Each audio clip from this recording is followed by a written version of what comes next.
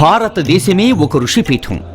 భారతీయుల ఔన్నత్యాన్ని గ్రహించేందుకు, ఆ గొప్పదనాన్ని జగతిన చాటేందుకు తన వంతు కృషిగా ఆవిర్భవించిందే ఋషిపీఠం. వాగ్దేవి వరపుత్ర, ఆర్ష ధర్మోపన్యాస కేసరి, సమన్వయ సరస్వతి ఆచార్య బ్రహ్మశ్రీ సామవేదం షణ్ముఖ శర్మ గారి నేతృత్వంలో శ్రీ ఉపద్రష్ట శివప్రసాద్ గారితో కలిసి 1999వ సంవత్సరంలో చెన్నైలో ఈ ఋషిపీఠం పత్రిక ప్రారంభించబడింది.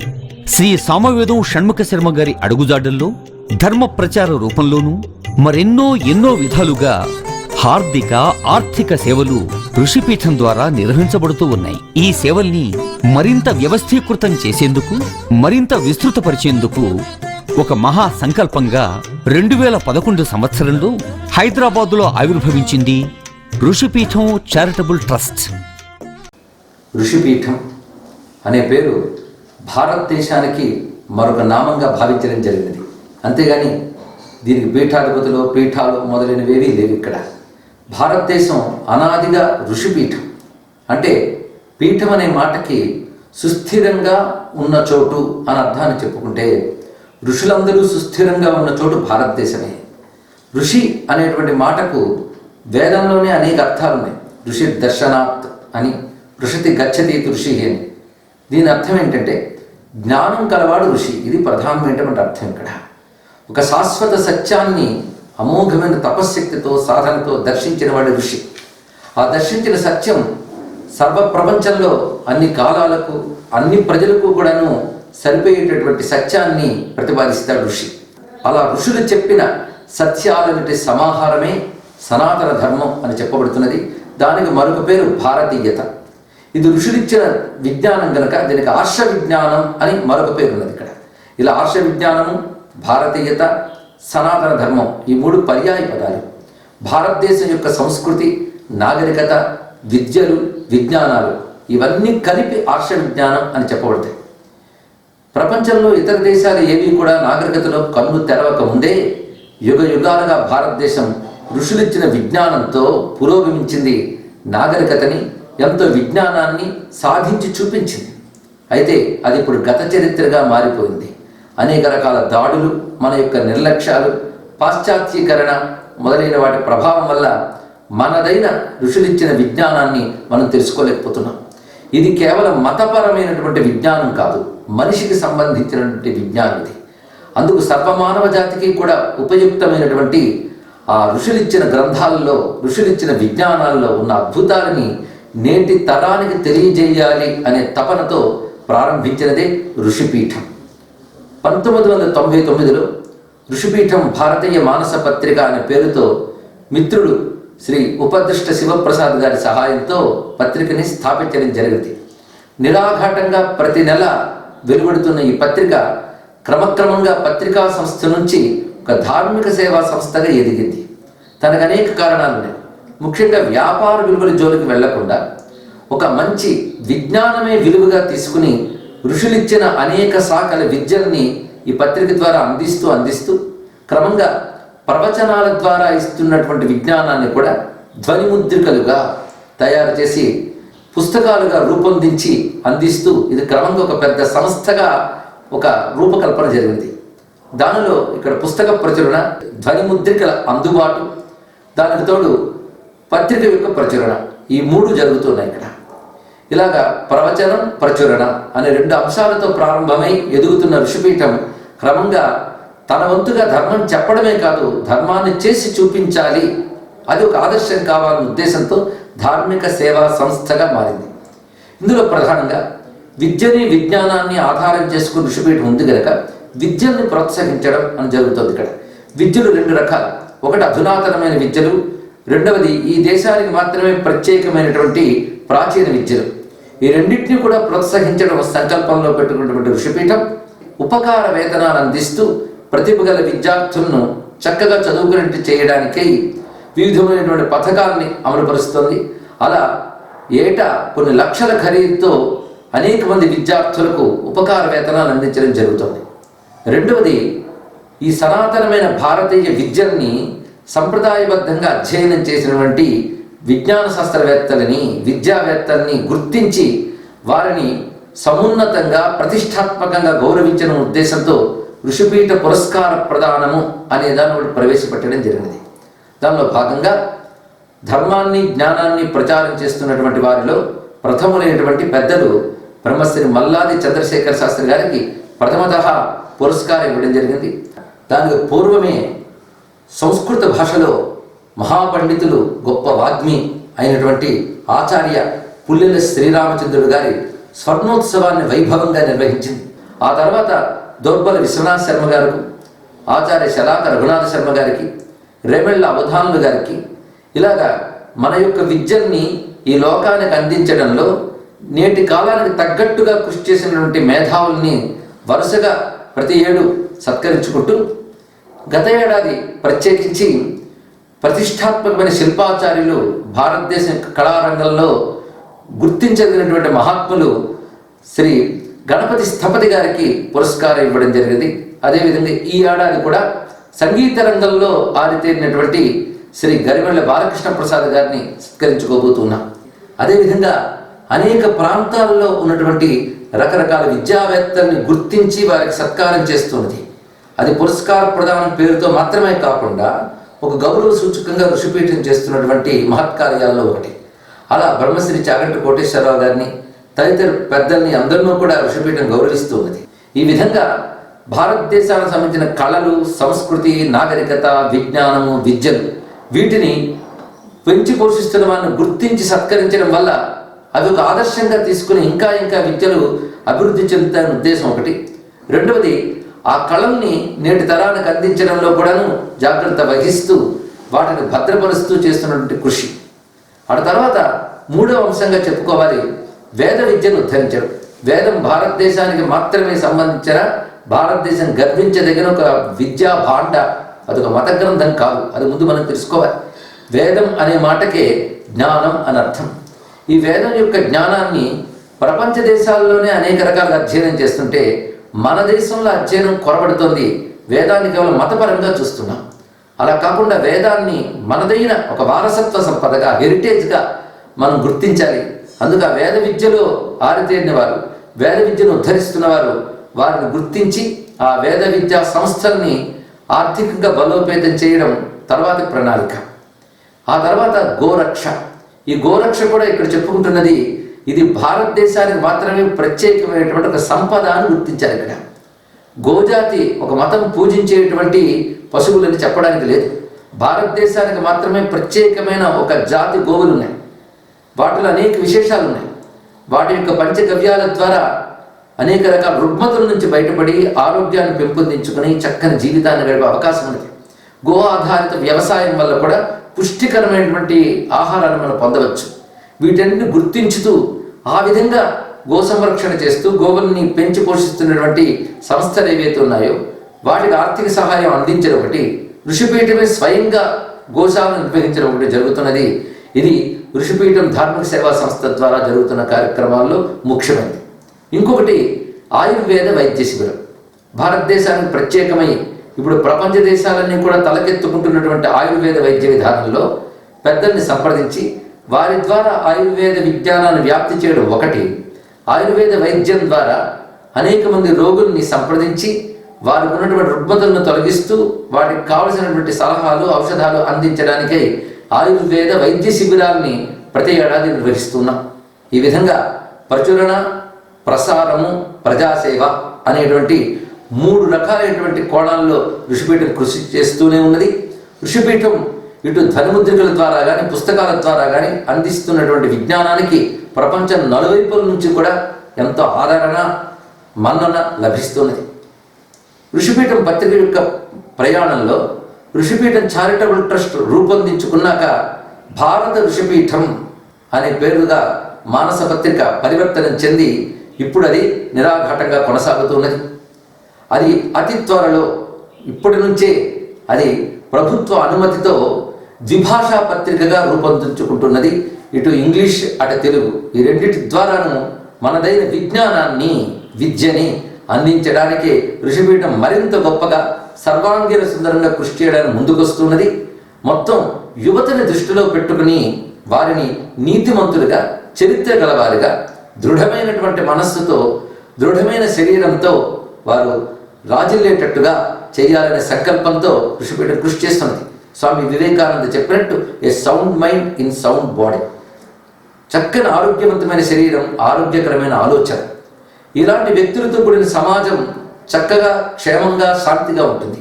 అందుకు ఒక సామరస్యాన్ని, సౌమనస్యాన్ని వ్యాప్తి చేస్తూ విజ్ఞానాన్ని వృద్ధి చేస్తూ ఉంటే క్రమంగా సమాజంలో అశాంతి, అలజడి, సంక్షోభాలు, హింస ఇవన్నీ కూడా సమసిపోతాయి. విజ్ఞానమే గొప్ప ఔషధం.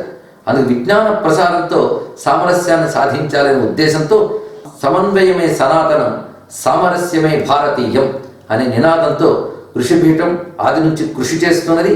ఈ ప్రస్థానంలో ఇప్పటికి 17 ఏళ్ళు పూర్తయి 18 సంవత్సరంలోకి ప్రవేశిస్తున్నది. అలాంటి ఆ ఋషిపీఠం యొక్క నిర్వహణలు ఇంకా ఇంకా సమర్థవంతంగా కొనసాగడానికి సంస్కృతిపై, నాగరికతపై, మన విజ్ఞానంపై ప్రేమ కలిగినటువంటి ప్రతి వారి యొక్క చేయూత అవసరము. వారందరి సహకారంతో మనందరం కలిసి ఋషులిచ్చిన జ్ఞానాన్ని మరింత వ్యాప్తి చేద్దాం. నమో మహద్భ్యో ఋషిభ్యో గురుభ్యః. స్వచ్ఛమైన సంకల్పంతో, స్పష్టమైన అవగాహనతో, సమకాలీన జీవన రీతుల పరిశీలనతో చిన్నారులు మొదలుకొని నవ యువతరాన్ని ప్రాధాన్యం చేసుకుంటూ వయోధికుల దాకా అందరి కోసం వెలువడుతోంది ఋషిపీఠం మానసపత్రిక. గొప్ప గొప్ప విషయాల్ని కూడా ఎంతో సరళంగా, సుబోధకంగా, సాధికారికంగా తెలియచెప్పటం ఋషిపీఠం ప్రత్యేకత. ఇది తెలుగువారి ఏకైక ఆత్మీయ పత్రిక అనే సత్కీర్తిని ఆర్జించుకున్న ఋషిపీఠం భారతీయ మానసపత్రిక దేశ విదేశాల్లో తెలుగువారందరినీ అలరిస్తోంది. సంప్రదాయం పట్ల అభిరుచి ఉన్నవారి ఇంట ఇది ఒక ముఖ్య వస్తువుగా, గురు పీఠంగా ఆదరించబడుతోంది. ఈ పత్రిక ఇంట్లో ఉంటే అన్ని వయస్సుల వారికి సరైన గురువు లభించినట్టే. సర్వాంగ సుందరంగా, సమర్థ శోభితంగా వెలువడుతోంది ఋషిపీఠం మాసపత్రిక. ప్రతి నెలా వెలువడుతోన్న పత్రికే కాక ప్రతి ఏటా ఎందరో మేధావులు విశ్లేషణాత్మకంగా అందించిన రచనలతో ఒక విశిష్ట సంచిక సమాజానికి అద్భుత బహుకృతిగా అందించబడుతోంది. ఈ ప్రత్యేక సంచిక ఎప్పుడెప్పుడు వస్తుందా అని దేశ విదేశాల్లోని అసంఖ్యాక పాఠకులు ఎదురు చూస్తున్నారు అంటే ఈ విశిష్ట సంచిక ఎంత ప్రభావితం చేస్తుందో ఊహించుకోవచ్చు. ఇది నా భారతీయత అని సగర్వంగా చాటుకునే కరదీపిక ఋషిపీఠం భారతీయ మానస పత్రిక.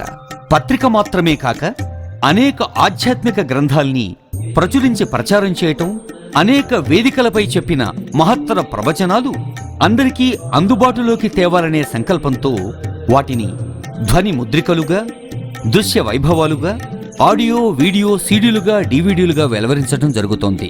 ఋషిపీఠం పురస్కారం ద్వారా వేద పండితులను, కర్మయోగులను, సాహితీవేత్తల్ని గౌరవించి వారికి ఆయా రంగాలలో తనవంతుగా తోడ్పాటు అందించటం జరుగుతోంది. ఇంకా గోసేవ, వేద పాఠశాలలకు ఆర్థిక సాయం, ప్రముఖ వైద్యులచే ఆయుర్వేద శిబిరాల నిర్వహణ, అర్హులైన పేద విద్యార్థినీ విద్యార్థులకు, ప్రతిభావంతులకు ప్రతి ఏటా ఉపకార వేతనాల బహూకరణ, పురాతన దేవాలయాల జీర్ణోద్ధరణ, ఎన్నో ప్రాంతాల్లో అనేక చెట్లను నాటటం, ఇలా ఎన్నో రకాలుగా స్ఫూర్తిదాయక సేవలందిస్తోంది ఋషిపీఠం చారిటబుల్ ట్రస్ట్.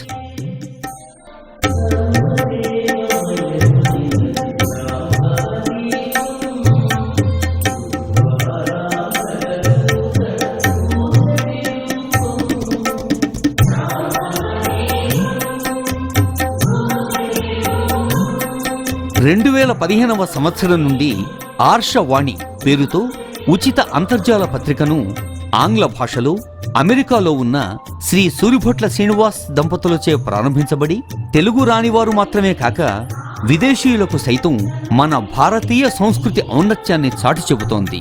ఈ ఆర్షవాణి అంతర్జాల పత్రిక అనతి కాలంలోనే వేలాది మంది హృదయాంతరాల్లో సుప్రతిష్ఠితమైంది. కొన్ని దశాబ్దాలుగా ఆంధ్ర భాషేతరులే కాక తెలుగువారు కూడా తెలుగు చదవలేని స్థితిలోనే విద్యాభ్యాసం చేస్తూ వస్తున్నారు. భారతీయత గొప్పదనం తెలుసుకోలేకపోతున్నామే అని పశ్చాత్తాపపడుతున్న వారి కోసం ఆంగ్ల మాధ్యమంలో కొన్ని శీర్షికలను పవిత్రమైన వైశాఖ మాస సంచిక నుండి ప్రతి నెల అనుబంధంగా వెలువరిస్తున్నది ఋషిపీఠం. 2017 మే నుండి ఋషిపీఠం భారతీయ మానస పత్రిక ఉభయ భాషా వేదిక, ఏ బైలింగువల్ మ్యాగజిన్. నడిపే శక్తి, వెన్నంటి నడిచే శక్తి రెండూ శక్తివంచన లేకుండా తగిన సామర్థ్యంతో అంకిత భావంతో అడుగులు వేస్తున్నందువల్ల మాత్రమే ఈ ఋషిపీఠం తన వంతుగా ఋషి రుణం తీర్చుకోగలుగుతోంది. అందున ముఖ్యంగా ఋషులు చెప్పిన సమాజ సేవలో మరింత మునుముందుకు సాగుతోంది. చెన్నైలో ప్రారంభమైన ఈ ప్రస్థానం భాగ్యనగరంలో బలోపేతమై క్రమంగా రాజమహేంద్రవరం, విశాఖపట్నం, బెంగుళూరు, కాకినాడ, తిరుపతి ఇలా అనేక ప్రాంతాల నుండి తమ సేవల్ని విస్తరింపచేస్తోంది. సమన్వయమే సనాతనం, సామరస్యమే భారతీయం, ఇది సామవేదం వారి నినాదం. ఆ నినాదానికి కార్యరూప విధానమే ఈ ఋషిపీఠం. భారతదేశమే ఒక ఋషిపీఠం కనుక విశ్వవ్యాప్తంగా ఉన్న భారతీయులందరూ ఈ ఋషిపీఠంలో భాగస్వాములే. నమో మహద్భ్యో ఋషిభ్యో గురుభ్యో నమః.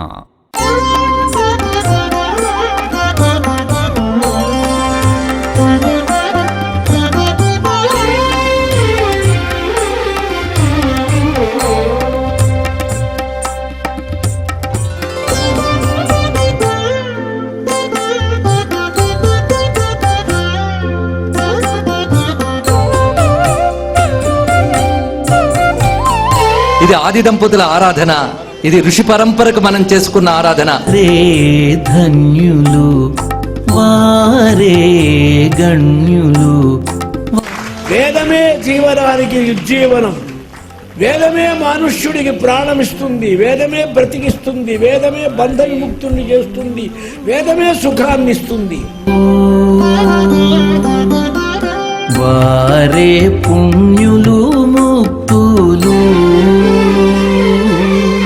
ఒక మహర్షి తుల్యులైనటువంటి వారు, ఋషి పరంపరకి ప్రతీక అయినటువంటి శ్రీ దోర్బల విశ్వనాథ శర్మ గారికి ఇప్పుడు మనం ఒక ఋషి స్వరూపంగా అర్చన చేసుకుందాం. పుణ్యులు వారే గణ్యులు, వారే పుణ్యులు ముక్తులు. వారే సాంబుని భక్తవర్యులు, వారి దీవెన చాలును. వారే ధన్యులు వారే గణ్యులు.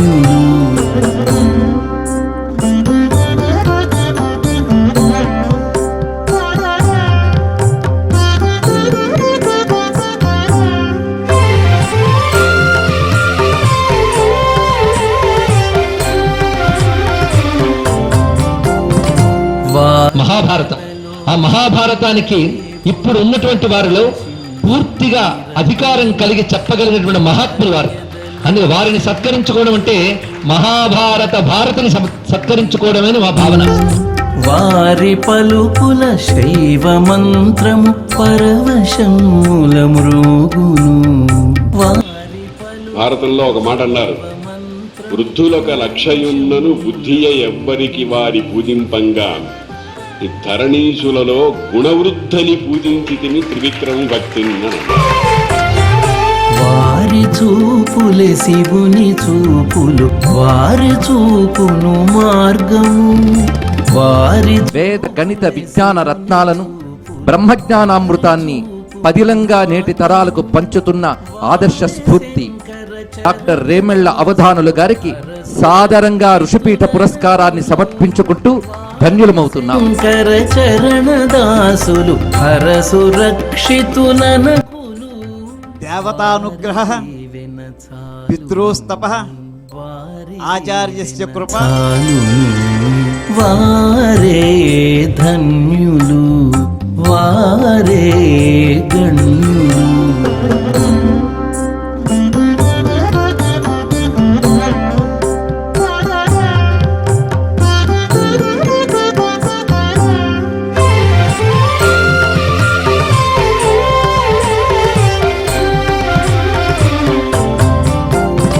వారి అడుగులు సోకు ధరణియే వరసు తీర్థము క్షేత్రము. వారి అడుగులు సోకు ధరణియే వరసు తీర్థము క్షేత్రము. వారి పలుకులు చెవులు తాకిన భస్మమైచను దొసగులు. వారి పలుకులు చెవులు తాకిన భస్మమైచను దొసగులు.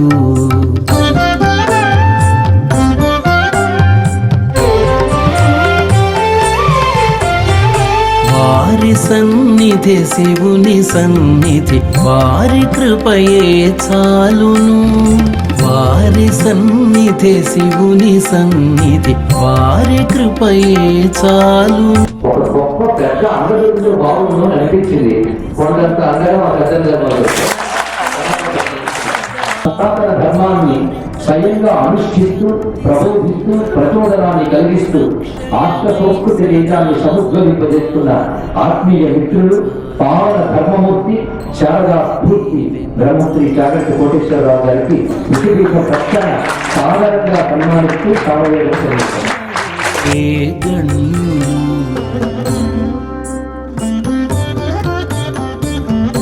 అరణ్య పర్వంలో మార్కండేయ మహర్షి ధర్మరాజు గారికి ధర్మ ప్రబోధం చేస్తున్నటువంటి సమయంలోనే ఆ ఘట్టంలోనే మార్కండేయ మహర్షి బహుశా సామవేదం చంద్ర శర్మ గారితో మార్కండేయ మహర్షి యొక్క దర్శనం.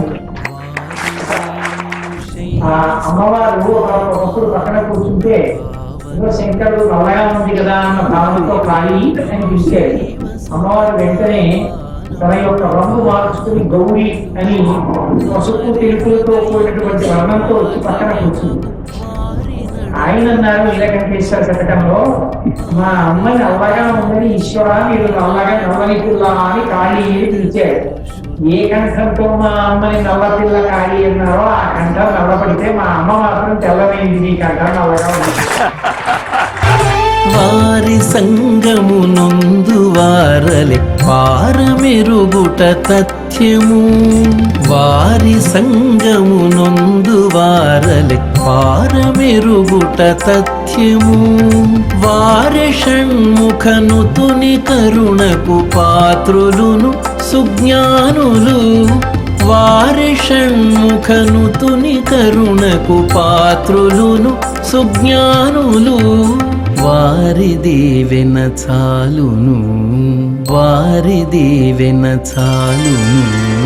వారే ధన్యులు, వారే గణ్యులు, వారే పుణ్యులు ముక్తులు. వారే సాంబుని భక్తవర్యులు, వారి దీవెన చాలును. వారే ధన్యులు, వారే గణ్యులు, వారే ధన్యులు.